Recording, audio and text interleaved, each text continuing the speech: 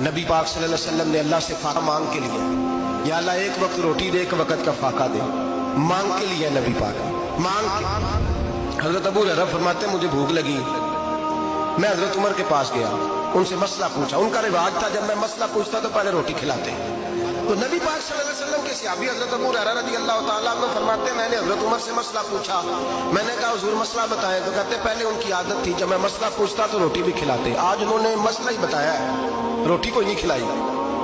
تو مجھے کہنے لگے ابو ہریرہ تو سوچتا ہوگا روٹی نہیں اس نے پوچھی، تو نے کب سے کھانا نہیں کھایا؟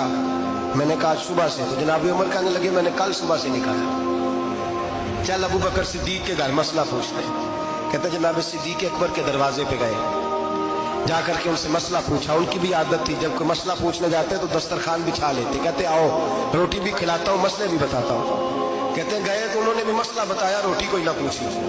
تو کہنے لگے عمر ابو ہریرہ تم لوگوں نے کل پرسوں سے نہیں نہ کھایا ہوگا۔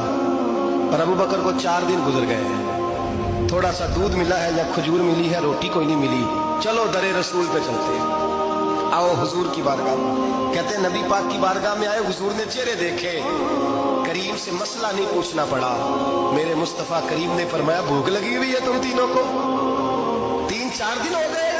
اللہ کے رسول نے فرمایا مجھے پورا ہفتہ ہو گیا ہے۔ سبب کچھ اور ہے جس کو تو خود سمجھتا ہے، سوال بندہ مومن کا بے زری سے نہیں۔ فرمایا حضور نے 3 دن بیت گئے، چلو۔ میرا بے تکلف صحابی ابو الحسن انصاری، وہ بڑے نصیب والے ہوتے ہیں جن کو میرے نبی پاک خود کہتے تھے کہ تیری فلانی ذمہ داری ہے۔ اس زمانے کا تو کسی کو کہہ دیا جائے تیری ذمہ داری ہے تو کہتا ہے یہ تو پھٹیکے ڈالنے لگ گئے، یہاں سے تو چھٹی کر جانی چاہیے۔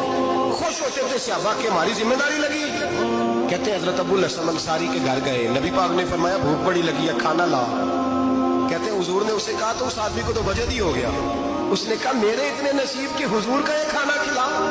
آؤ دیکھو دنیا والوں، آج جو سب سے زیادہ عزت والا ہے وہ میرا مہمان بنا ہوا ہے۔ فرماتے ہیں وہ دوڑے گئے، بکری اٹھائی، ذبح کی، بیوی کو کہنے لگے روٹی تیار کر، ادھر کھجوریں توڑی، انگور توڑے، کہنے لگے حضور آپ جب تک تناول کریں تب تک کھانا پک جاتا۔ حضرت عمر کہتے ہیں روٹی پک کے آئی، بڑا پیارا گوشت، بڑا اچھا سالن، بڑا خوبصورت خلوص والا کھانا۔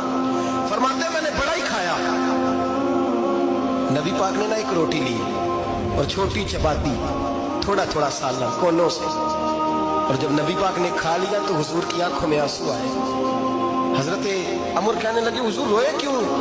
نبی پاک نے فرمایا سوچتا ہوں 7 دن کے فاقے کے بعد کھایا ہے، پر ڈرتا ہوں رب اس کا حساب پوچھے گا تو جواب کیسے دینا ہے، اس کا حساب بھی تو دینا ہے نا جو کھایا ہے۔ تو حضرت عمر فاروق کے ہاتھ میں کچھ چیز تھی، زور سے زمین پہ ماری، کہا محبوبہ 7 دن کے بعد بھی روٹی کھائے تو حساب دینا ہے۔